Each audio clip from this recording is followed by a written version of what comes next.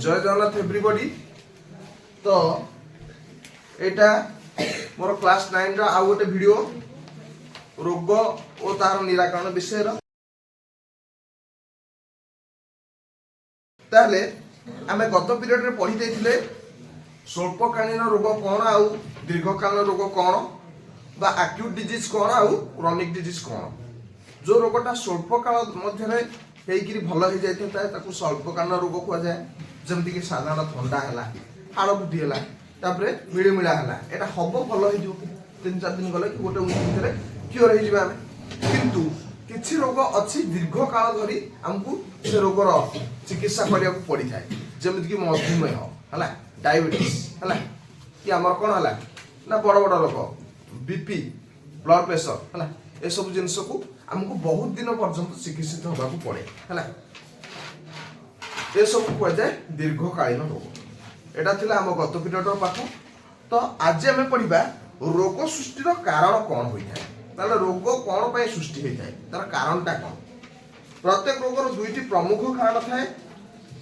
गोटे है मूल कारण एवं अन्यटी है सहायक कारण। ताले रोगर दुईटा प्रमुख कारण थाए। गोटे को कह जाए मूल कारण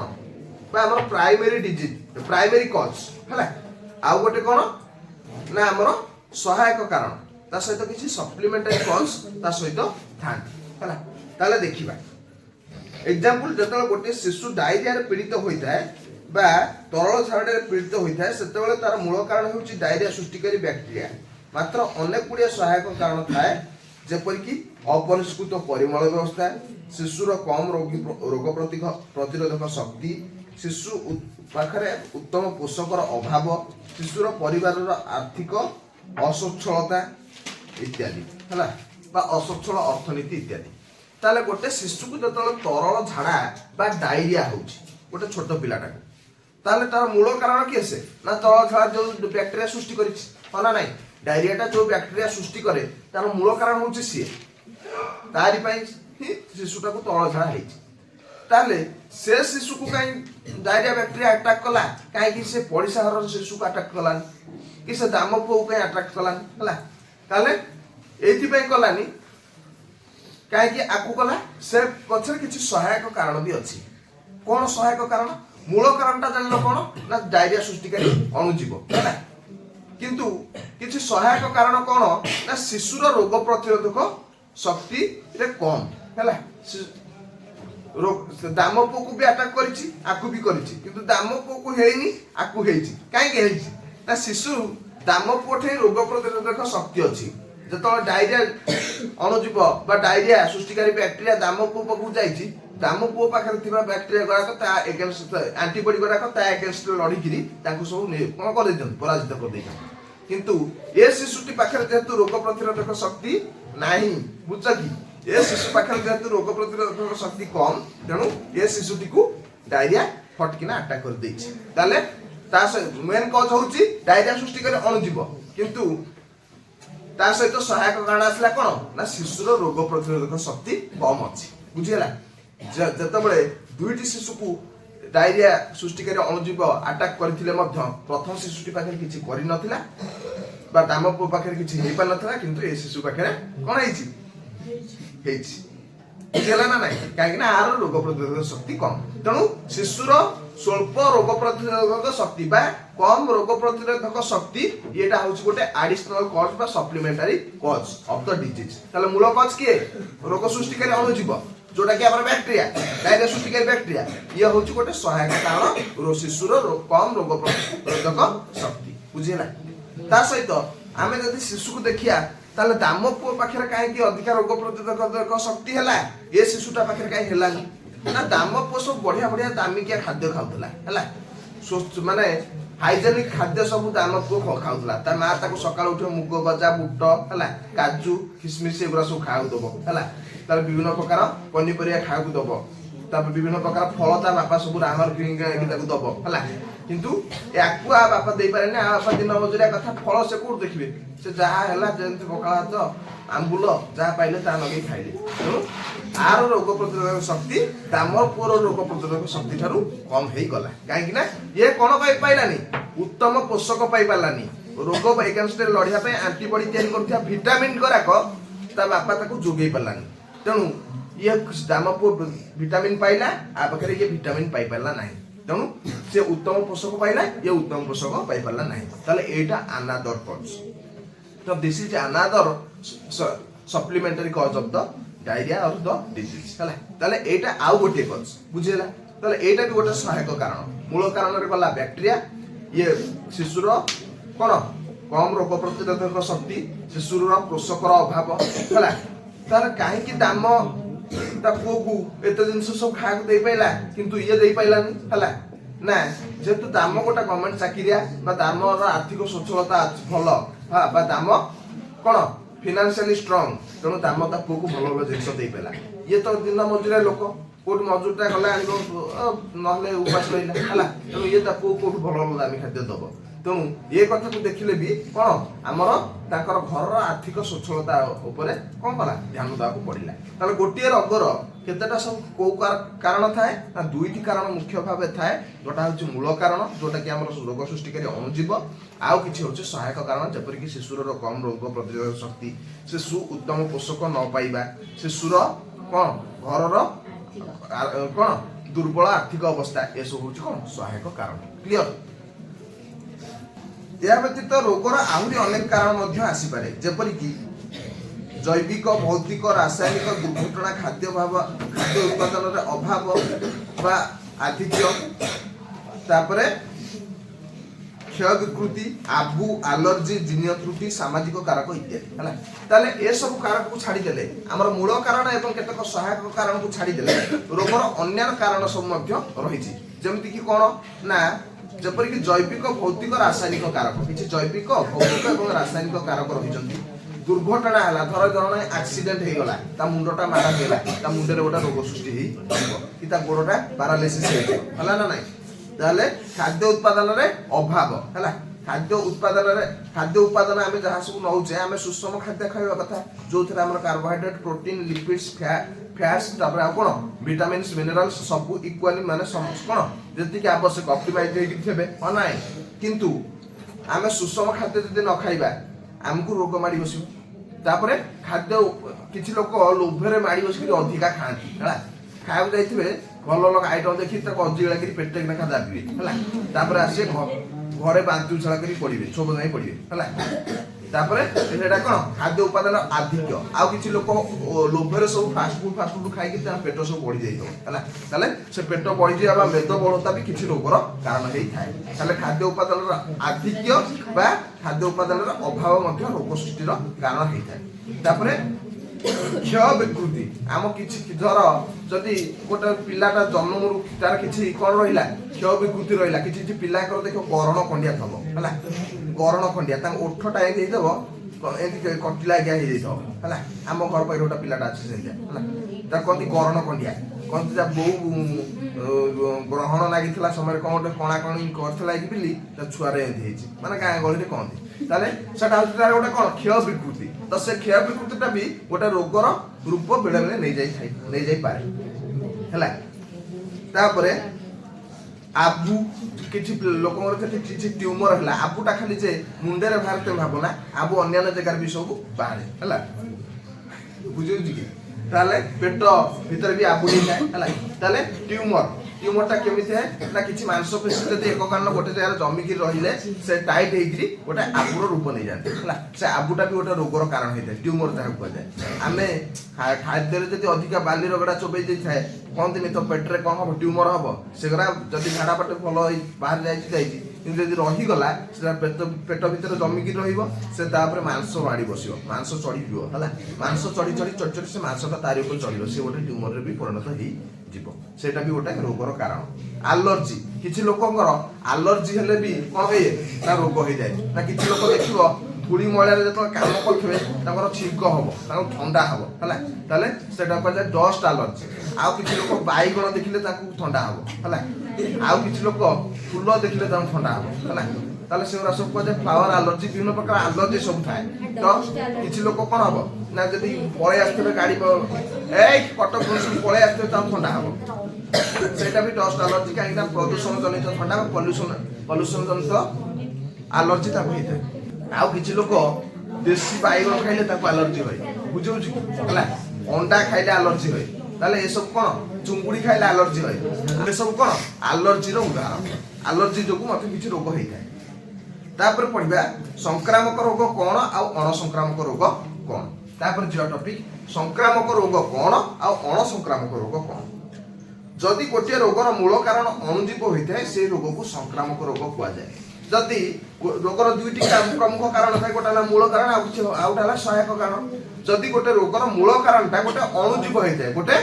अणुजीव होता है ताकू कह संक्रामक रोग है कहुए अन्य मतरे जो रोगर मूल कारण अणुजीव होई न थाए एहा जीर्ण त्रुटि शरीर कार्यधारार त्रुटि इत्यादि होता है यह अणसंक्रामक रोग होता है अन्य भाव में जार मूल कारण है कौन अणुजीव से संक्रामक जार मूल कारण अणुजीव नुह किसी जीर्ण त्रुटि है कि क्षय विकृति है कि कौन है अन्य कज किसी है शरीर कार्यधारा त्रुटि है यह सब अणसंक्रामक रोग कहुए ताले एग्जांपल जख्मा काछुकुंडिया इत्यादि संक्रामक रोग होइथिया बेले सिकल सेल एनीमिया क्वासिओकोर मारासमस अंधारकणा इत्यादि अणसंक्रामक रोग होइथिया ताले जख्मा काछुकुंडिया इत्यादि जख्माटा टीबी जो कोन हला ताले जख्मा इत्यादि होचंदी कोन ना संक्रामक रोग हला ताले एटा गोटे लोक ठारू अन्य एक लोक सुस्थ लोक को कौनसी एक माध्यम रे वायु माध्यम रे हो जल माध्यम रे हो संसर्ग बा स्पर्श माध्यम रे हो हला तापरे अन्य जेकोसी मध्यम आमर विभिन्न बाहक मान द्वारा हाउ गोटे लोक ठारू अन्य लोक ठारू लोक को कौन होता है एटा संक्रमित होता है ए रोगर मूल कारण हूँ गोटे अणुजीव ताले ए प्रकार रोग को संक्रामक रोग कहुए बुझेगा जमी जख्मा काछुकुंडिया तापरे साधारण थंडा भूताणु जनित फ्लू ये सब रोग उड़ी थाए जहाँ कहुए डिया रोग कहुए आमर देशी लैंग्वेज डिया रोग कहुए अणसंक्रामक रोग कौन जार मूल कारणटा गोटे अणुजीव नुह किसी अलग जिनस जमीक जीर्ण त्रुटि क्षय विकृति है कार्यधारा त्रुटि ये सब जिनस कि कौन पोषकर अभाव ये सब जो जिनस अणसंक्रामक रोग कहुए मारास्मस मारास्मसटा क्या जो होता है ना श्वेत सार अभाव होता है क्वासिओकोरटा क्या होता है ना पुष्टिसार प्रोटीन अभाव होता है यहाँ कौन क्या जन ठार अन्य जन डेइब कि से खाऊनी बोली पुष्टिसार तार बॉडी रे पुष्टिसार अभाव अच्छी से माने नुह जे आकु हम है तापर सिकल सेल एनीमिया जोड़ा हमर रक्तहीनता सिकल सेल एनीमिया आगु पड़िबो हला क्वासिओकोर मारास्मस अंधारकणा विटामिन ए अभाव रही है ये सब रोग डिया रोग नुह कारण आर मूल कारण अणुजीव नुह यार मूल कारण कौन पोषकर अभाव क्लियर गोटे रोगर प्रसार चिकित्सा रोग निराकरण पद्धति अन्य एक रोगर प्रसार चिकित्सा रोग निराकरण पद्धति ठारू अलग होता है गोटे रोगर प्रसार रोग निराकरण पद्धति तापर आ कौन ना चिकित्सा अन्य गोटे रोगर प्रसार रोग निराकरण पद्धति और चिकित्सा ठारू अलग होता है संक्रामक रोगर कारक गुड़िक बाबद बर्तमान आलोचना करवा ताले ये जो संक्रामक रोगटा क्या कहुए जान जो रोगर मूल कारण हूँ कौन अणुजीव है अर्थात से रोगटी गोटे सुस्थ लोक गोटे रोगी शरीर अन्य एक सुस्थ लोक शरीर को विभिन्न माध्यम कौन होता है व्यापी थाए कहुए संक्रामक रोग है से सब संक्रामक रोगर कज सब कौन हो पारे किए किए से संक्रामक रोग गुड़ाक सृष्टि करें संक्रामक रोगर मुख्य कारक गुड़िक साधारणतः अणुजीव होता है एग्जांपल साधारण थंडा इन्फ्लुएंजा एड्स डेंगू ज्वर इत्यादि भाइरस जनित रोग है ताले किछि रोग होछंती भाइरस जनित ताले संक्रामक रोगर मूल कारण किए मुझे कहली अणुजीव अणुजीव सब किए से अष्टम क्लास रे पढ़िछ किए से ना बैक्टीरिया आदि प्राणी तापर आउ किए से कपक तापर आउ किए से शैवा भूताणु तापर भूताणुटा अणुजीव रे गणा गलानी से अणुजीव ठर भी आहुरी छोट है किंतु भूताणु जनित रोग ताको अणुजीव जनित रोग कहजिबो ना है ताले ए सब माने कोन होउछंती बीजाणु आदि प्राणी तापर कबक तापर आउ किसे शैबालटा आम ठे किसी समिति रोग करती किंतु आमर बीजाणु भूताणु आदि प्राणी आ कबक ए मान द्वारा आमर रोग होता है ताले आमर भूताणु जनित रोग केतक होउछंती किसे साधारण थंडा आमर जो जनरल कोल्ड होची तुम छिंकुच कासुच ए जो साधारण थंडा वायरल डिजीज वायरल फीवर होची जो सब वायरल ज्वर हला से होची आमर कोन ना भूताणु जनित रोग इन्फ्लुएंजा इन्फ्लुएंजाटा भी गोटे कौन भूताणु जनित रोग सेटा गोटे थंडार गोटे वर्सन है तापर आ कौन एड्स रोगटा गोटे HIV भूताणु द्वारा होता है सेटा आगु पढ़ा हम है सेटा भी गोटे भूताणु जनित रोग डेंगू ज्वरटा आमर मध्य गोटे भूताणु जनित रोग है सेमती टाइफॉइड जक्ष्मा इत्यादि बैक्टेरिया बा बीजाणु जनित टाइफॉइड है तापर तरल झाड़ा बा डायरिया तापर जक्ष्मा है जक्ष्मा बा टीबी है ये सब होचंती कोन बैक्टेरिया बा बीजाणु जनित रोग बुझेला तापर चर्म रोग तुम जो स्किन डिजीज सब होय चर्म रे जादू काचू कुंडिया है माडे एरा सब कोन ना हमर कबक बा फंगल डिजीज बोली कह जाय हला फंगल इन्फेक्शन कोन दिनी तुम सब कोन होइतबो ना जदी कुंडे काट हे कि तो जाइथबो डॉक्टर कहयो फंगल इन्फेक्शन तादरे मनमल जादू मलम नहले सिगुपाल मलम टिक न घस हला तापरे हमर कबक जनित ता सहित चर्म रोग मलेरिया टा भी मलेरिया और काला ज्वर ये दुटा आदि प्राणी जनित प्रोटोजोआ है आदि प्राणी जनित रोग सेमती बात ज्वर बा फाइलेरिया कृमि जनित रोग बात ज्वर बा फाइलेरिया बे तुम गाँव के फाइलेरिया पेसेंट अच्छा गोड़ सब गोदरा हो जाए सेटा गोदर कृमि मान द्वारा होता है से कृमि पशिकी तुम गोड़टा फुले देवे बेलुन करदे है गोदरा गोदर कृमि मान प्रभाव गोड़टा फुली जाऊ गोड़टा को गोदरा गोड़ बोली कहुए सेटा हूँ क्या जनित रोग ना कुर्मी जनित रोग तुम पेटर जो 10 कृमि सब होती है भी हूँ कौन ना आमर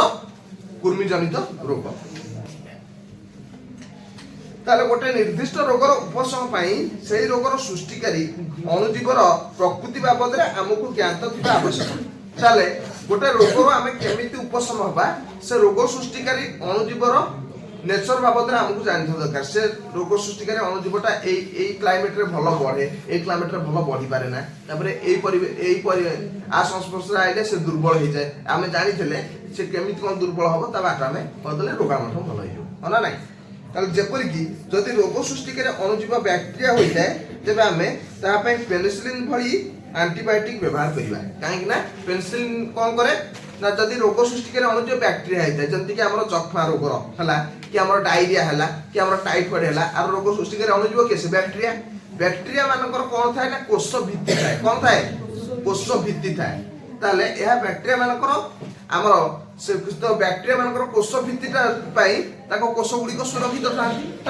किंतु आमे जदि पेनिसिलिन जातीय औषध व्यवहार करबा पेनिसिलिन एंटीबायोटिक टाको हम मेडिसिन रे खाइबा पेनिसिलिन कोन करियो से बैक्टेरिया मानक कोष भित्ति तैयारी रे बाधा सृष्टि करिवो कोन करिवो कोष भित्ति तैयारी रे बाधा सृष्टि करो कथाटा सुनो नख घसना हला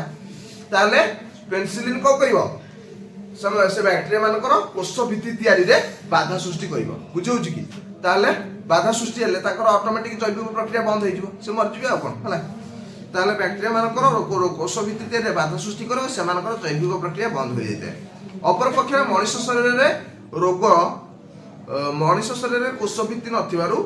पेनिसिलिन रो प्रभाव मनुष्य कोष ऊपर किछि न थाए हला ताले जेहेतु आमे मनुष्य हला आम कोष रे कोष झिल्ली अछि आउटर लेयर आम कोष भित्ति अछि बैक्टेरिया मानकर सेटा थला ताले जेहेतु मनुष्य मानकर कोष भित्ति न थाए पेनिसिलिन रो प्रभाव कोष भित्ति को तैयारी करिया रे बंद करे आमर तो कोष भित्ति न थाए आम कोन करियो त आमर ऊपर तार किछि कुप्रभाव न थाए से बैक्टेरिया मानकु मारि दया बैक्टेरिया मानक कोष भित्ति तैयारी को बंद करिया रे सहायता करि थाए मात्र भूताणु मानक द्वारा भूताणु मानक ऊपर एंटीबायोटिक रो कोनोसी प्रभाव न थाए ता पय अन्य उपाय लोडा होई थाए हला ताले किंतु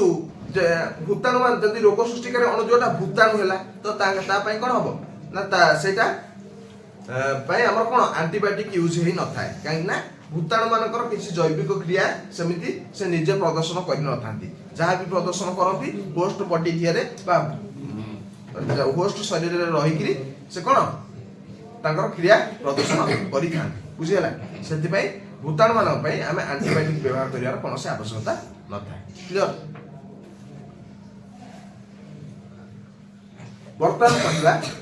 तो आम जानिए फास्ट एनालाइज करिया पड़िबो रोग सृष्टिकारी अणुजीवटा किए से केस जानले ता पई कोनटा काम करिया पड़िबो आमे कर दो क्लियर। तापर पढ़िबा संक्रामक रोग किपरि व्यापी थाए हला। संक्रामक रोग किपरि व्यापी थाए विभिन्न कारक माध्यम संक्रामक रोग गुड़िक जड़े रोगी शरीर सुस्थ लोक शरीर को प्रवेश करता है। विभिन्न कारक माध्यम गोटे रोगी शरीर गोटे सुस्थ लोकर शरीर को रोगर कारण जान कारण किए से सब ना अणुजीव कवक है बैक्टेरिया है भूताणु है कौन है आदि प्राणी है कि कुर्मी है ये सब होती संक्रामक रोग कारण गोटे रोगर मुख्य कारण है। ताले सेटा स्पॉड है केमिति रोगटा स्पॉड है केमिति विभिन्न कारक माध्यम संक्रामक रोग गोटे रोगी शरीर सुस्थ लोकर शरीर को प्रवेश करता है। तेणु संक्रामक रोग को डिया रोग कह जाए कौन कह जाए डिया रोग है डिया रोग कह जाए विभिन्न जेहेतु गोटे लोक शरीर से आउ गोटे लोक शरीर को डेई थाए बोली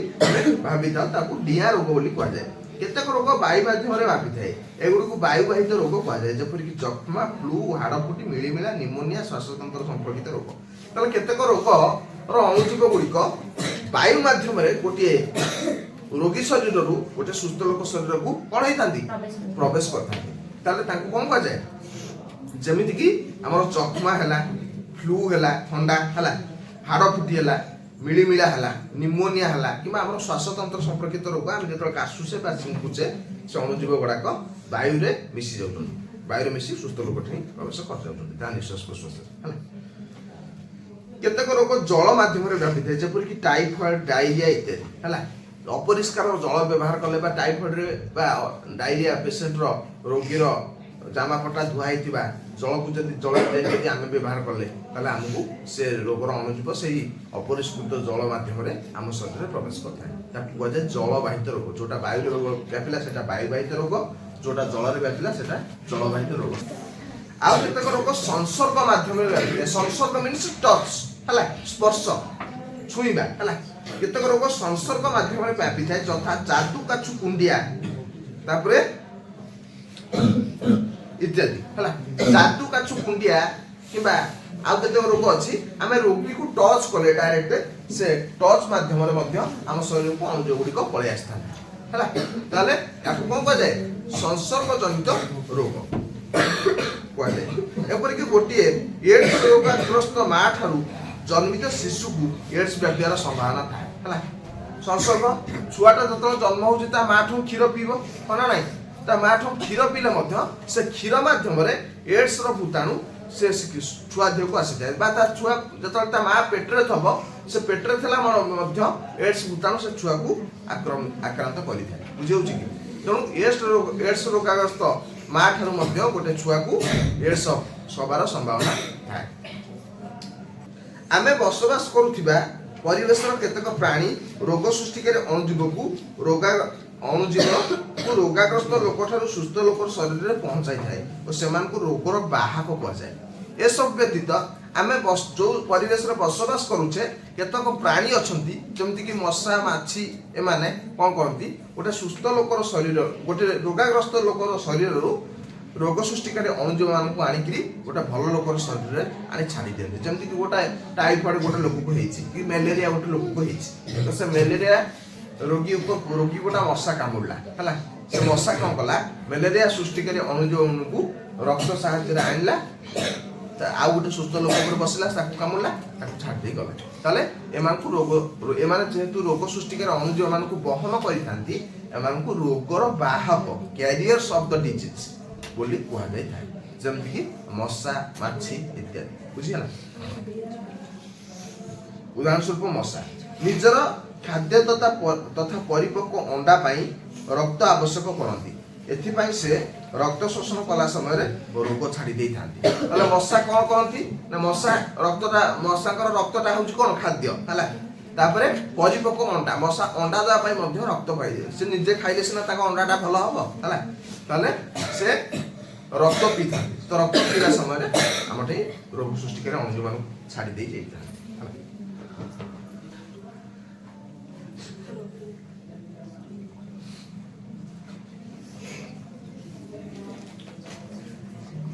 देख ମ୍ୟାଲେରିଆ ସୃଷ୍ଟିକାରୀ ଅଣୁଜୀବ ମଶା କାମୁଡ଼ାରୁ ଆମ ଶରୀରରେ ପ୍ରବେଶ କରି ଆମ ଯକୃତ ପରେ ପରେ ଆରବିସି କୁ ଆକ୍ରାନ୍ତ କରିଥାନ୍ତି। ଏହି ମଶା କାମୁଡ଼ାରୁ ମସ୍ତିଷ୍କ ଜ୍ୱର ଓ ଆମ ଶରୀରକୁ ଆକ୍ରାନ୍ତ ଏହି ମଶା କାମୁଡ଼ାରୁ ମସ୍ତିଷ୍କ ଜ୍ୱରର ଅଣୁଜୀବ ମଧ୍ୟ ଆମ ଶରୀରକୁ ଆକ୍ରାନ୍ତ କରିଥାନ୍ତି। ତାହେଲେ ଆମ ଶରୀରରେ ଗୋଟେ ନିର୍ଦ୍ଦିଷ୍ଟ ରୋଗ ପାଇଁ ଗୋଟେ ନିର୍ଦ୍ଦିଷ୍ଟ ଅଙ୍ଗ ବେଶୀ ପ୍ରଭାବିତ ହେଇଥାଏ ବା ଗୋଟେ ନିର୍ଦ୍ଦିଷ୍ଟ ରୋଗ ହେଲେ ସେଇ ଅଙ୍ଗଟା ଆମର ବେଶୀ କ'ଣ ହେଇଥାଏ, ସେଇ ରୋଗଟା ସେଇ ଅଙ୍ଗଟାକୁ ଡାଇରେକ୍ଟ ଆଟାକ୍ କରିଥାଏ ହେଲା। ଯେମିତିକି ଆମର ମ୍ୟାଲେରିଆ କଥା ଆମେ ବିଚାର କରିବା। ମ୍ୟାଲେରିଆ ସୃଷ୍ଟିକାରୀ ଅଣୁଜୀବ ମଶା କାମୁଡ଼ାରୁ ଆମ ଶରୀରରେ ପ୍ରବେଶ କରିଥାଏ। ଆମକୁ ମଶା କାମୁଡ଼ିଲେ ମ୍ୟାଲେରିଆର ଯୋଉ ପ୍ରୋଟୋଜୋଆଟା ଆମଠି ପ୍ରବେଶ କରିଥାଏ, ପ୍ଲାଜମୋଡିୟମ ହେଲା, ଆଗକୁ ପଡ଼ିବ ହେଲା। ତ ସେଟା ପ୍ରବେଶ କରି ଆମ ଯକୃତ ପରେ ପରେ ଆରବିସି କୁ ଆକ୍ରାନ୍ତ କରିଥାଏ ହେଲା। ଫାଷ୍ଟ ଆମର କାହାକୁ ଆକ୍ରାନ୍ତ କରିଥାଏ, ଲିଭର। ମ୍ୟାଲେରିଆ ସୃଷ୍ଟିକାରୀ ଅଣୁଜୀବ ଯେତେବେଳେ ଆମ ଶରୀରରେ ପ୍ରବେଶ କରେ ଡାଇରେକ୍ଟ ଆଟାକ୍ করে ଆମର କାହାକୁ, লিভর মানে নাই, লিভর को আটাক করে। দেন আমার আরবিসি রেড ব্লড সেলস বা আমার আরবিসি মানকু সে আটাক করে থাকে। শরীরের যে অঙ্গগুড়িক আক্রান্ত হুঁতি সেই অনুসারে বিবিধ লক্ষণ মান দেখা যায়। উদাহরণ স্বরূপ যদি ফুসফুস আক্রান্ত হুয়ে আমার শরীরে কাশ শ্বাস ইত্যাদি লক্ষণ প্রকাশ পাই থাকে। যদি ফুসফুস আমার আক্রান্ত হলা তাহলে আমার শরীরে কাশ শ্বাস এসব লক্ষণ প্রকাশ পাই থাকে।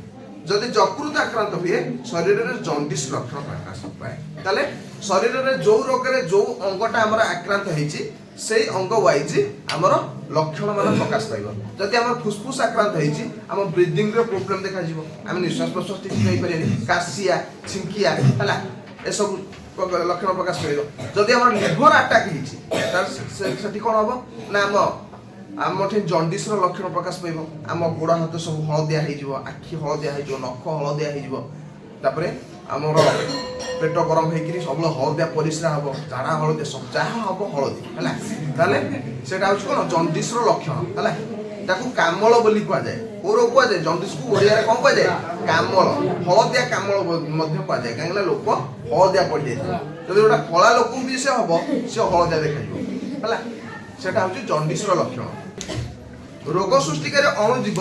শরীরে প্রবেশ করলে আম শরীরে থাকা আন্টিবডি বা প্রতিষেধক শক্তি সেই অণুজীব মানুষ নষ্ট করে দিয়ে। তেমন এই সব বিবিধ লক্ষণ মান আম শরীরে প্রকাশ পায়। তাহলে যেতবে রোগ সৃষ্টিকারী আম শরীরে অণুজীব যেতবে আম শরীরে প্রবেশ করে আম বডিরে কিছু আন্টিবডি অছি হ্যাঁ। আম বডিরে কিছু আন্টিবডি অলরেডি বিল্ড হয়েকি থাকে, সেটা ভগবান দিয়ে থাকে আমକୁ কিংবা আমি ভিটামিন যুক্ত খাদ্য খাইলে সে আন্টিবডি গুড়িক আম তৈরি হয়ে থাকে হ্যাঁ।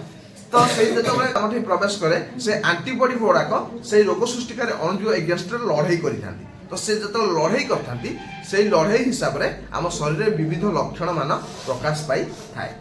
হ্যাঁ। এডস রোগীর রোগ প্রতিরোধক শক্তি বহুত কম হইଥିବାରୁ কৌশি সাধারণ রোগ এডস রোগী হেলে তা জটিলতর রূপ নেই থাকে। যেপরিকি যদি এডস রোগী সামান্য ঠান্ডা হুয়ে তা নিমোনিয়ার রূপ নিয়ে এবং যদি এডস রোগী খাদ্য সংক্রমণ হুয়ে তা হাইজা বা আমাশয়ের রূপ নেবার সম্ভাবনা থাকে। তাহলে এডস রোগী রোগ প্রতিরোধক শক্তি জমা নথায়, রোগ প্রতিরোধক শক্তিটা নীল হয়ে যাই, বহুত কম রোগ প্রতিরোধক শক্তি থাকে। পুরা এডস রোগীর ভূতাণুটা আম বডির এডস রোগ হলে আমি সেমিতি নির্দিষ্ট লক্ষণ কিছু প্রকাশ পায়নি, কিন্তু কোন হয় না আমার রোগ প্রতিরোধক শক্তিটা পুরা কমি যায়। যদি ওয়ান্স আমাকে ঠান্ডা হয়ে গলা ঠান্ডা আর ছাড়বনি, যদি আমি ঝাড়া হলে ঝাড়া আর বন্ধ হবনি, যেতে মেডিসিন খাওয়া মেডিসিন কিছু কাটু করবনি হ্যাঁ। কি যদি আমাকে জ্বর হয়েছি জ্বর আর ছাড়বনি, কাইকি না মেডিসিন কম করে রোগ প্রতিরোধক শক্তি বঢ়ায়। কৌশি ওয়ে রোগ প্রতিরোধক শক্তি আমার বড়ি পার না এডস রোগী ঠারে হ্যাঁ। তাহলে তো সেপাই আমার শরীরে বিভিন্ন লক্ষণ মান প্রকাশ পাই থাকে হ্যাঁ। তাহলে এডস রোগী যদি এডস রোগী কৌশি প্রতিষেধক শক্তি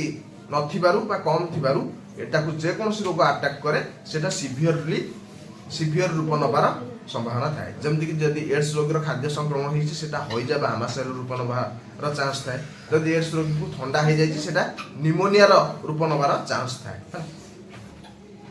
रोग शरीर रोगर मात्रा रोग सृष्टिकारी अणुजीव मानकर संख्या और रोगीर प्रतिरोधक क्षमता पर निर्भर करे ताले रोगटा केते जोर रे गोटे रोगी को अटैक करिवो सेटा दुईटा जिनिस ऊपर निर्भर करे से होची केते जिनिसटा केते संख्या रे रोग सृष्टिकारी अणुजीव ताको अटैक करचंती जदि अधिक करचंती अधिक जोर रे रोग हबो हला आ जदि आउ रोगीर रोग प्रतिरोधक शक्तिटा केते जदि रोगर रोगी प्रतिरोधक शक्तिटा अधिक तो से तांको सहित भल लड़ाई कर परियो ए दुईटा फैक्टर ऊपर रोगर मात्राटा हमर निर्भर करता है that's all about the class जय जगन्नाथ।